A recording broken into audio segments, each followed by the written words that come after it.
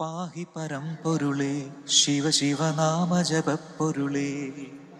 പാഹി പരമ്പൊരുളേ ശിവ ശിവനാമ ജപപ്പൊരുളേ. വരവർണിനി ശുഭകാമിനി ഉമതൻ പതിയേ. വരവർണിനി ശുഭകാമിനി ഉമതൻ പതിയേ. ചന്ദ്രകലാധര സങ്കടനാശക സന്തതമുണരുക നീ. ശിവ ശിവ ശിവ ശംഭോ ശിവ ശംഭോ ഹര ഹര ഹര ശംഭോ. ശിവ ശിവ ശിവ ശംഭോ ശിവ ശംഭോ ഹര ഹര ഹര ശംഭോ. ഇന്ന് ശിവരാത്രിയാണ്. ലോകമെമ്പാടുമുള്ള എല്ലാ മലയാളികൾക്കും മഹാശിവരാത്രി ആശംസകൾ നേർന്നുകൊണ്ടാണ് ഇന്ന് മോർണിംഗ് വാക്ക് തുടങ്ങുന്നത്. അതെ, നമുക്ക് ഇന്ന് മോർണിംഗ് വാക്ക് ചെയ്യാൻ പറ്റിയ ഏറ്റവും നല്ല സ്ഥലത്താണ് നമ്മൾ നിൽക്കുന്നത്. എവിടെയാണ്? ആലുവ മഹാശിവക്ഷേത്രത്തിന് മുന്നിലാണ്. ആലുവ മണപ്പുറത്താണ് ഈ പിതൃതർപ്പണം അടക്കം നടക്കുക. ഒരുപക്ഷെ കേരളത്തിലെ ഏറ്റവും കൂടുതൽ ആളുകൾ എത്തുന്ന ഒരു ശിവരാത്രി മഹോത്സവ അങ്കണത്തിലാണ് നമ്മളുള്ളത് എന്ന് പറയാം. അല്ലെ, ഇവിടെ അന്തരീക്ഷം ഭക്തിസാന്ദ്രമാണ്. ഇന്ന് വൈകിട്ടാണ് എല്ലാവർക്കും അറിയുന്നത് പോലെ ഈ കുംഭമാസത്തിലെ കൃഷ്ണപക്ഷത്തിലെ 13-ാം രാത്രി 14-ാം രാവ്, ഈ രണ്ട് സമയങ്ങളിലാണ്, അല്ലെങ്കിൽ ഈ സമയത്താണ് ശിവരാത്രിയുടെ ഏറ്റവും പ്രധാനപ്പെട്ട ആചാരങ്ങൾ നടക്കുക. ഇന്ന് രാത്രിയോടുകൂടി ഉറക്കം വിളിച്ചു തുടങ്ങും ഭക്തർ അല്ലെങ്കിൽ വിശ്വാസികൾ. പിന്നീട് നാളെ പുലർച്ചെ ഈ പിതൃതർപ്പണം നടത്തി ഇവിടുന്ന് മടങ്ങുകയാണ് ഈ ആലുവ മണപ്പുറത്തെ ഒരു ആചാരം. അതെ, ഇനി നമ്മൾ ആണ്ടുമാസം തീയതി പറഞ്ഞാൽ ഇന്നത്തെ ദിവസത്തിന് ഒരു പ്രത്യേകതയുണ്ട്. ഞാൻ പറയാം. ഡേറ്റ് പറ. അതായത് ഇന്ന് ഇംഗ്ലീഷ് നോക്കുകയാണെങ്കിൽ ഫെബ്രുവരി 26 ബുധനാഴ്ചയാണ്. കുംഭമാസത്തിലെ 14-ാം തീയതി. അതെ, അപ്പോ ഈ ദിവസത്തിന് പ്രത്യേകത ഉണ്ട്. ഇന്ന് പിങ്ക് ഷർട്ട് ഡേ ആണ്, അതായത് പിങ്ക് ഷർട്ട് ദിനം. ഇത് ഉണ്ടാകാൻ കാരണം കാനഡയിലെ നോവാസ്കോട്ടിയ എന്ന സ്ഥലത്ത് ഒരു സ്കൂളിൽ ഒരു കുട്ടി പിങ്ക് ഷർട്ട് ധരിച്ചു വന്നു. അപ്പോൾ ആസ് യൂഷ്വൽ കുറേ കുട്ടികൾ ഇവനെ മാനസികമായി തളർത്താനായിട്ട് ശ്രമിച്ചു, ഒരുപാട് ബുള്ളി ചെയ്തു. അപ്പോൾ അതിനെതിരായ ഒരു ദിവസമാണ് പിങ്ക് ഷർട്ട്. അപ്പോൾ ഈ 2007 മുതലാണ് ഈ ദിനം ആചരിച്ചു തുടങ്ങിയത്. അടിമുടി പിങ്കിൽ ആൾക്കാർ അങ്ങ് കുളിക്കും. അപ്പോൾ അന്നത്തെ ആ ഒരു ബുള്ളിയിങ്ങിന് എതിരായിട്ട് എല്ലാവരെയും ഒരേപോലെ കരുതുകയും എല്ലാവരെയും ഒരേപോലെ സ്നേഹിക്കുകയും ചെയ്യണം എന്ന് സന്ദേശം നൽകുന്ന ഒരു ദിവസമാണിന്ന് പിങ്ക് ഷർട്ട് ഡേ. അപ്പോൾ ശിവരാത്രി കൂടിയാണ്, ഒപ്പം ഇപ്പോൾ ചേച്ചി പറഞ്ഞ പോലെ പിങ്ക് ഷർട്ട് ഡേ കൂടിയാണ്. അപ്പോൾ മോർണിംഗ് വാക്കിന് ഇന്ന് എത്തിയിരിക്കുന്നത് ഈ പറഞ്ഞതുപോലെ ആലുവ മണപ്പുറത്താണെന്ന് പറഞ്ഞു കഴിഞ്ഞു. ഒരുപാട് വാർത്തകൾ സംഭവിക്കുന്നുണ്ട്. പ്രധാനമായും ഈ ശിവരാത്രി ആഘോഷങ്ങൾ ഇവിടെ മാത്രമല്ല, കേരളത്തിൽ മാത്രമല്ല, ഇന്ത്യയിലുടനീളം ഉണ്ട്. ഇന്ത്യക്ക് പുറത്തുള്ള ശിവക്ഷേത്രങ്ങളിലും ആചാരങ്ങൾ നടക്കുന്നുണ്ട്. നേപ്പാളിൽ ശിവരാത്രി ആഘോഷിക്കാറുണ്ട്. അങ്ങനെ ഒരുപാട് വിശേഷങ്ങൾ പങ്കുവെക്കാനുണ്ട്. പ്രത്യേകിച്ചും ശിവരാത്രി എന്താണ് എന്നൊക്കെ അറിയണ്ടേ, അതൊക്കെ പോകെ നമുക്ക് പറയാം. അപ്പോൾ എല്ലാ പ്രേക്ഷകരെയും സ്വാഗതം ചെയ്തുകൊണ്ട് വാർത്തകളിലേക്ക് കടക്കുന്നു.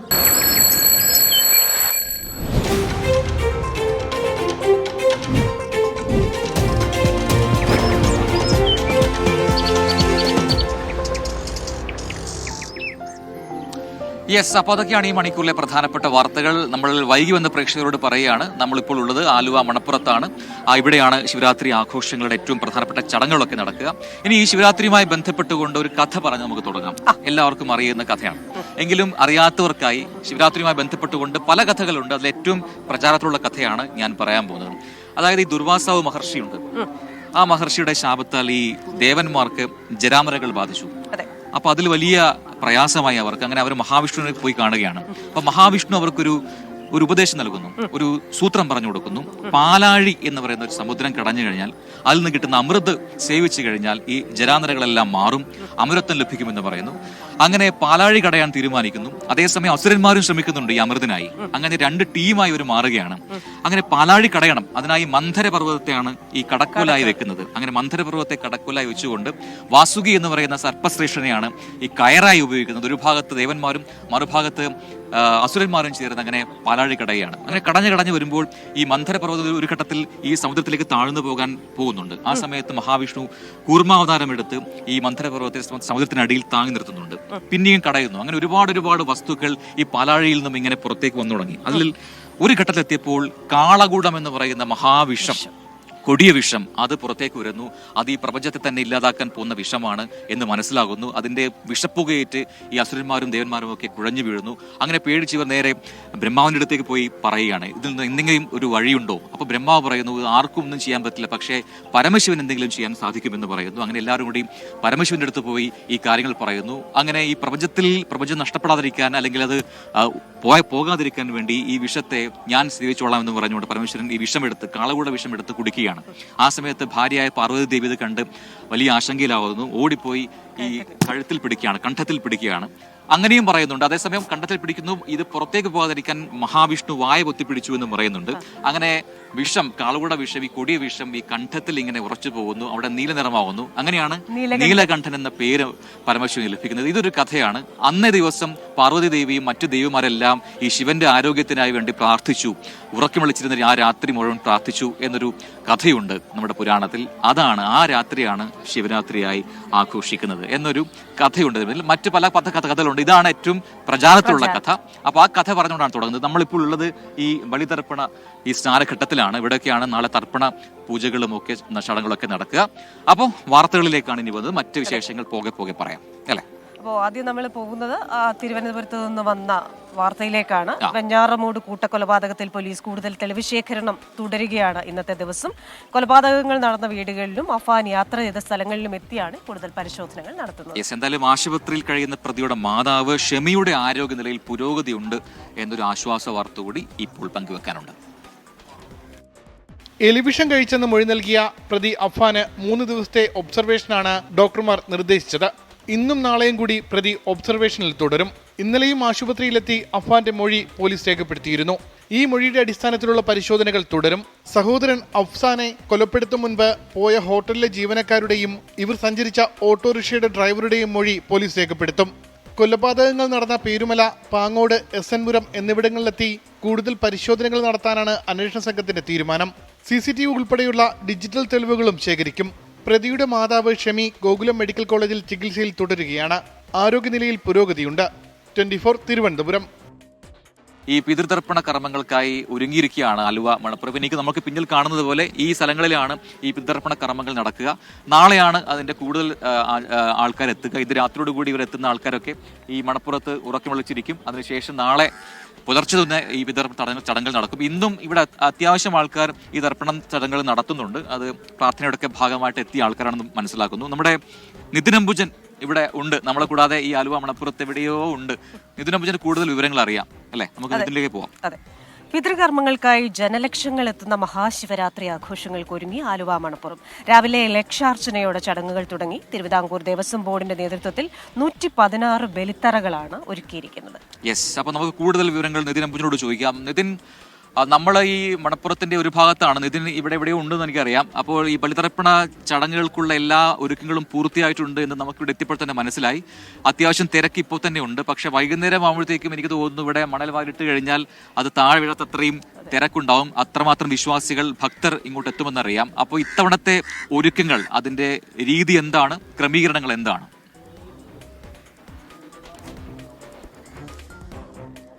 Prajin, Christina, good morning. ഞാനിവിടെ ഈ ആലുവ മണപ്പുറത്ത് തന്നെയുണ്ട്. ബലിമണ്ഡപത്തിന് സമീപത്തായി തന്നെയാണ് ഇവിടെ ഉള്ളത്. നമുക്ക് രാവിലത്തെ ദൃശ്യങ്ങൾ തന്നെ കാണാം. വലിയ തിരക്ക് അനുഭവപ്പെടുന്നു. രാവിലെ തന്നെ ആളുകളുടെ ഒരു നീണ്ട നിര ആലുവ മണപ്പുറത്തേക്ക് വരുന്ന കാഴ്ചകൾ നമ്മൾ കണ്ടു. ക്ഷേത്രത്തിലാകെ നിറയെ ആളുകളാണ്. ഈ ആലുവ ഈ ബലിമണ്ഡപത്തിന് സമീപം ഇത്തരത്തിൽ നിരവധി ആളുകൾ ഇപ്പോൾ തന്നെ വന്നിട്ടുണ്ട്. പിതൃകർമ്മങ്ങൾക്കായി ജനലക്ഷങ്ങൾ എത്തുന്ന സ്ഥലമാണ് ആലുവ മണപ്പുറം. ഒക്കെ മഹാശിവരാത്രി ആഘോഷം ഏറ്റവും കൂടുതൽ, സംസ്ഥാനത്ത് ഏറ്റവും കൂടുതൽ ആളുകൾ എത്തി ആഘോഷം നടത്തുന്ന ആലുവയിലാണ്.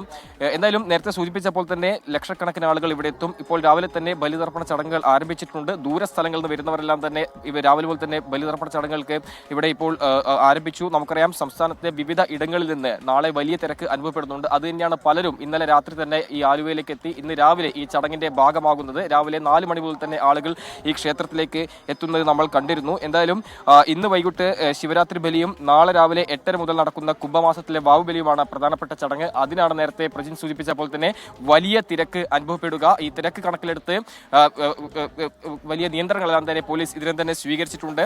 വൈകിട്ട് ഈ മേഖലയിലാകത്തിന് കടുത്ത നിയന്ത്രണം ഏർപ്പെടുത്താനാണ് ഇപ്പോൾ തീരുമാനിച്ചിരിക്കുന്നത്. അതോടൊപ്പം തന്നെ ശിവരാത്രി ആഘോഷം ഗ്രീൻ പ്രോട്ടോകോൾ പ്രകാരം കർശനമായി തന്നെ ആഘോഷിക്കും. നമുക്കറിയാം, പ്ലാസ്റ്റിക്കിന് കർശന നിയന്ത്രണം ഉണ്ടാകും. അത്തരത്തിൽ തന്നെയാണ് ഇപ്പോൾ ഇവിടെ ഈ ഒരു ഒരുക്കങ്ങളെല്ലാം തന്നെ സജ്ജമാക്കിയിരിക്കുന്നത്. 116 ബലിത്തറകളുണ്ട്. ഒരേ സമയം ഏതാണ്ട് 2000 പേർക്ക് ബലിയിടാം. ഈ ആലുവ പുഴയ്ക്കപ്പുറമുള്ള മറുകരയിലെ ശ്രീ അദ്വൈതാശ്രമത്തിലും സമാനമായി തന്നെ ഏതാണ്ട് ഒരേ സമയം 2000 പേർക്ക് ബലിയിടാനുള്ള ഒരു സൗകര്യവും ഇവിടെ ഒരുക്കിയിട്ടുണ്ട്. മുല്ലപ്പള്ളി തന്ത്രിയുടെ നേതൃത്വത്തിലാണ് മുഖ്യ കാർമ്മികത്വം വഹിക്കുക. വർഷങ്ങളായി ഇത്തരത്തിൽ നിരവധി പേർ എത്തുന്ന ഒരു സ്ഥലമാണ്. ഇന്ന് വൈകിട്ട് മുതൽ നാളെ ഉച്ചവരെ ഏതാണ്ട് 7 ലക്ഷത്തോളം പേർ ഇവിടെ എത്തുമെന്ന ഒരു കണക്കാണ് ഇവർ വിലയിരുത്തുന്നത്. അതിനുള്ള ക്രമീകരണങ്ങൾ എന്തായാലും ഒരുക്കിയിട്ടുണ്ട്. പോലീസും അതോടൊപ്പം തന്നെ ഫയർഫോഴ്സും കൂടാതെ നാവികസേനയുടെ മുങ്ങൽ വിദഗ്ധരടക്കം ഈ ആലുവ മണപ്പുറത്ത് പൂർണ്ണ സജ്ജമായി നിൽപ്പുണ്ട്. നിരവധി ഭക്തരടക്കം ഇവിടേക്ക് എത്തുന്ന ഒരു സാഹചര്യത്തിൽ ആ നിലയിലുള്ള ഒരു പരിഷ്കാരങ്ങളെല്ലാം തന്നെ എല്ലാ വർഷവും സ്വീകരിക്കാറുണ്ട്. സമാനമായി തന്നെ ഇപ്പോഴും അത് സ്വീകരിച്ചു വരുന്നു. ഇവിടെ ഇപ്പോൾ ഈ ബലിമണ്ഡപത്തിൽ ആളുകൾ എത്തി അതിന്റെ ചടങ്ങിന്റെ ഭാഗമാകുന്നു. നാളെയും സമാനമായി തന്നെ വലിയ തിരക്ക് ഈ മേഖലയിൽ അനുഭവപ്പെടും. അത്തരത്തിലൊരു ക്രമീകരണങ്ങൾ എന്തായാലും ആലുവ മണപ്പുറത്ത് ഇതിനകം തന്നെ ഒരുക്കിയിട്ടുണ്ട്. പ്രജിൻ.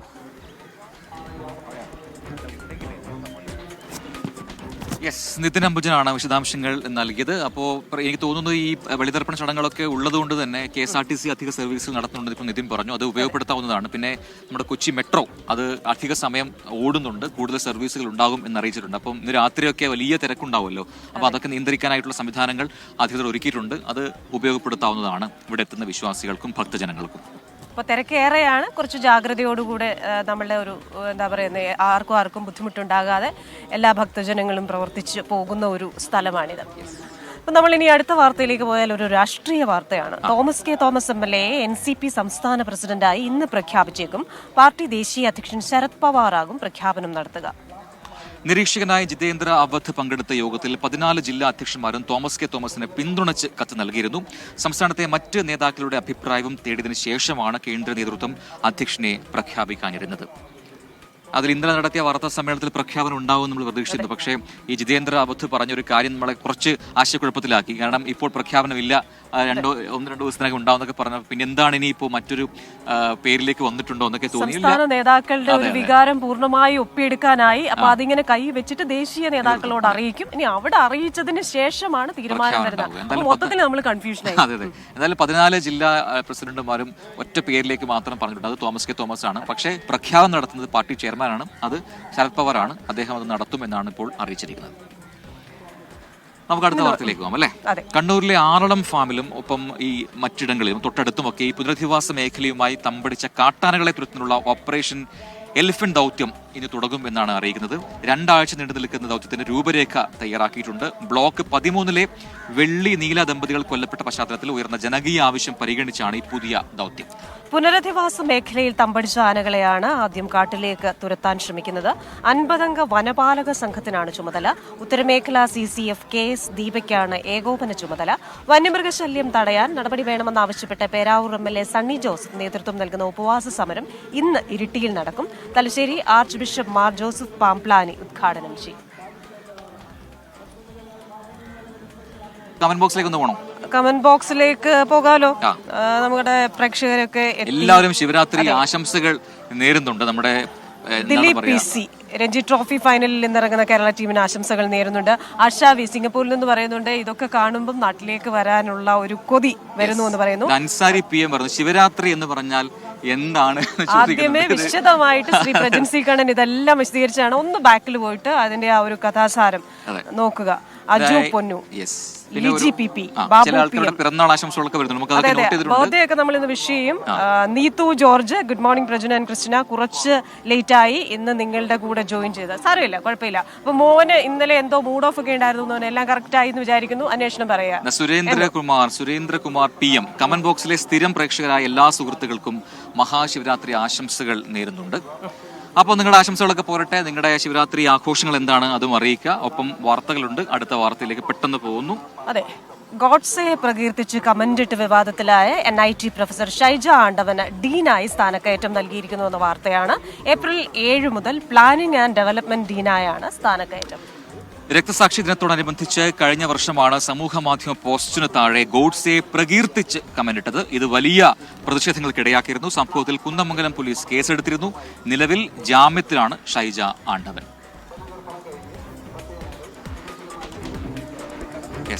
നമുക്ക് ഈ ആലുവ പാലത്തിന് തൊട്ടടുത്താണ് നമ്മളുള്ളത്. പഴയ പാലം അല്ലേ. അപ്പം അതുവഴിയൊക്കെ ഇങ്ങോട്ടേക്ക് വരുന്ന ഒരുപാട് ഭക്തരെ കാണാം. അല്പസമയം കഴിഞ്ഞ് കഴിഞ്ഞാൽ എനിക്ക് തോന്നുന്നു നല്ല തിരക്കുണ്ടാവും. ഇപ്പൊ തന്നെ അത്യാവശ്യം നല്ല തിരക്കുണ്ട്. നമ്മുടെ നിതിൻ അംബുജനുണ്ട്. നിതിൻ ഓടിയോ കിട്ടി. മണപ്പുറത്ത് നിന്ന് നിതിനെ കിട്ടി. ഇവിടെയാണല്ലേ. ആലുവ മണപ്പുറത്ത് കണ്ട പരിചയം പോലും കാണിക്കുന്നില്ല. എങ്കിൽ പോലും മുണ്ടൊക്കെ എടുത്ത് സുന്ദരനായി രാവിലെ വന്നിരിക്കുകയാണ്.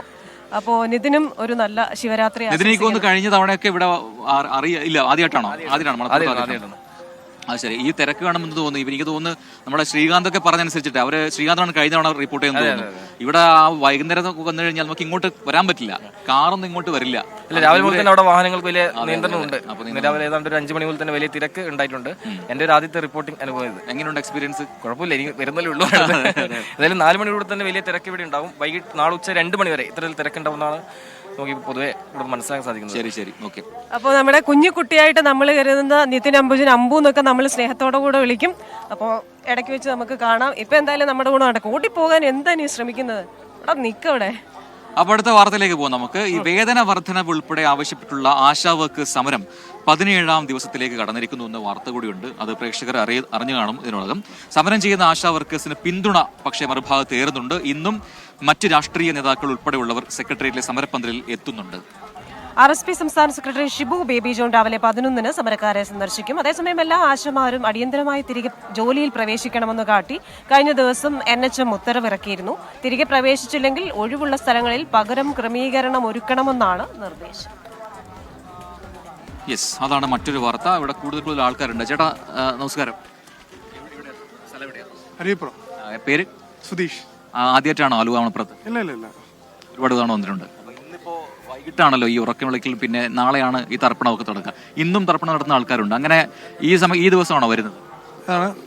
6 ദിവസം വരുന്നുണ്ട്. ഇതിപ്പോ ഇങ്ങനെയാണ് ഇപ്പോഴേ നടത്താം അല്ലേ ഈ തർപ്പണമൊക്കെ? 2 ദിവസമുണ്ട്. നാളെയാണ് വാവ് വരുന്നത്. ശിവരാത്രി ബലി ഇന്നാണ് ഇടുന്നത്. തിരക്ക് കുറിച്ച് എന്താണ് കഴിഞ്ഞ വർഷമൊക്കെ വന്നപ്പോൾ ഉള്ള തിരക്കുണ്ട്? തിരക്കുള്ള സമയം ആയിട്ടില്ല. ആയിട്ടില്ല. കുറച്ച് കഴിയുമ്പോൾ തിരക്കാവത്തുള്ളൂ. ഇവിടെ വന്നു കഴിഞ്ഞാൽ പോവാ ബുദ്ധിമുട്ടാണോ? നല്ല ബുദ്ധിമുട്ടാണ്. നല്ല തിരക്കായിരിക്കും. നാളെ ആകുമ്പോൾ ഇതിനേക്കാളും കൂടുതൽ തിരക്കാണ്. ഈ പാലത്തിലൊക്കെ ഫുള്ളും നിറഞ്ഞ ആൾക്കാർ നിൽക്കുന്നത്. ആളുണ്ട്. യെസ്, നമുക്ക് അടുത്ത വാർത്തയിലേക്ക് കൂടെ പോവാം അല്ലേ. ഈ കടൽ മണൽ ഖനനത്തിനെതിരെ RSP സംസ്ഥാന കമ്മിറ്റിയുടെ ഒരു തീരദേശ ജാഥയ്ക്ക് ഇന്ന് തുടക്കമാവുന്നുണ്ട്. NK പ്രവീൺചന്ദ്രൻ MP ക്യാപ്റ്റനായുള്ള ആ ജാഥ ഇന്ന് വൈകുന്നേരം 5 മണിക്ക് വിഴിഞ്ഞത്ത് പ്രതിപക്ഷ നേതാവ് VD സതീശൻ ഉദ്ഘാടനം ചെയ്യും. മാർച്ച് 2 വരെയാണ് RSPയുടെ തീരദേശ ജാഥ നടക്കുന്നത്. ഫെബ്രുവരി 29-ന് വലിയതുറ, അഞ്ചുതെങ്ങ്, വർക്കല എന്നീ കേന്ദ്രങ്ങളിലൂടെ ജാഥ കടന്നുപോകും. മാർച്ച് 1-ന് നീണ്ടകര, തുമ്പോളി, തൃക്കുന്നപ്പുഴ, ആലപ്പാട് എന്നീ കേന്ദ്രങ്ങളിലാണ് ജാഥ എത്തുക. മാർച്ച് 2-ന് ഇരവിപുരം, കൊല്ലം, കടപ്പുറം എന്നീ മേഖലകളിലൂടെ ജാഥ സഞ്ചരിച്ച് ശക്തികുളങ്ങരയിൽ സമാപിക്കും. സമാപന സമ്മേളനം RSP സംസ്ഥാന സെക്രട്ടറി ഷിബു ബേബി ജോൺ ഉദ്ഘാടനം ചെയ്യും. യെസ്, ഇനി വളരെ പെട്ടെന്ന് മറ്റൊരു വാർത്തയിൽ കൂടി പോകും. എന്നിട്ട് നമുക്ക് കൂടുതൽ ആൾക്കാർ, വിശ്വാസികളൊക്കെ ഇവിടെ എത്തുന്നുണ്ട്. അവരോടൊക്കെ നമുക്ക് ചോദിക്കാം വിശേഷങ്ങൾ. മലപ്പുറത്തു നിന്നാണ് ആ വാർത്ത വരുന്നത്. മലപ്പുറം തലപ്പാറയിൽ സ്കൂട്ടറിൽ സഞ്ചരിക്കുകയായിരുന്ന അമ്മയ്ക്കും മകൾക്കും വെട്ടേറ്റു എന്നൊരു ഞെട്ടിപ്പിക്കുന്ന വാർത്തയാണത്. മൂന്നിയൂർ പാലക്കൽ സ്വദേശി സുമി, മകൾ ഷബ്ബ ഫാത്തിമ എന്നിവർക്കാണ് വെട്ടേറ്റത്. ഇരുവരെയും തിരൂരങ്ങാടി താലൂക്ക് ആശുപത്രിയിൽ പ്രവേശിപ്പിച്ചിരിക്കുകയാണ്. പരിക്ക് ഗുരുതരമല്ല എന്നറിയുന്നു. മറ്റൊരു സ്കൂട്ടറിലെത്തിയ ആളാണ് വെട്ടിയത്. തിരൂരങ്ങാടി പോലീസ് ഇതിൽ അന്വേഷണം ആരംഭിച്ചിട്ടുണ്ട്. യെസ്, അപ്പൊ വാർത്തകളുണ്ട്, വിശേഷങ്ങളുണ്ട്, കൂടുതൽ ആൾക്കാരെ പരിചയപ്പെടാനുണ്ട്. ഒപ്പം കമന്റുകളുണ്ട്. നമ്മുടെ മൻഷാദ് പറയുന്നു 2 പേരും പോയി കോഫി കുടിക്കാൻ പറയുന്നു. അപ്പോൾ ഇതിനിടയ്ക്ക് ഒരു ഗ്യാപ്പ് കിട്ടുമ്പോൾ നമ്മൾ പോയി കോഫി കുടിക്കാനായിട്ട്. ഞാനിപ്പോ യൂട്യൂബ് എടുത്തതേ ഉള്ളൂ. ഞാൻ എടുത്തപ്പോഴത്തേക്ക് ഒരുപാട് കമന്റ്സ് ഇങ്ങനെ മുകളിലോട്ട് പോയി. ഒരുപാട് പേര് കമന്റ് ചെയ്യുന്നുണ്ട്. ഇവിടെ ഹസീന ഷാജിയുണ്ട്, സേ സംവികയുണ്ട്, ബീനാജയുണ്ട്, മൻഷാദ്, സുനിൽ, വിശാൽ, രഹിത് രാജൻ, ലിജി ടിപി, രജിത്ത് കേസ്, അങ്ങനെ ഒരുപാട് പ്രേക്ഷകർ കമന്റ് ചെയ്യുന്നു. നിങ്ങളുടെ കമന്റ് ബോക്സ് ഒക്കെ ജോസഫ് ഉണ്ട്, ജയശങ്കർ KM ഉണ്ട്, 6:30 മുമ്പായിട്ട്. അപ്പൊ പെട്ടെന്നൊരു ഇടവേള, അത് കഴിഞ്ഞ് തിരികെ എത്താം വിശേഷങ്ങളിലേക്ക്.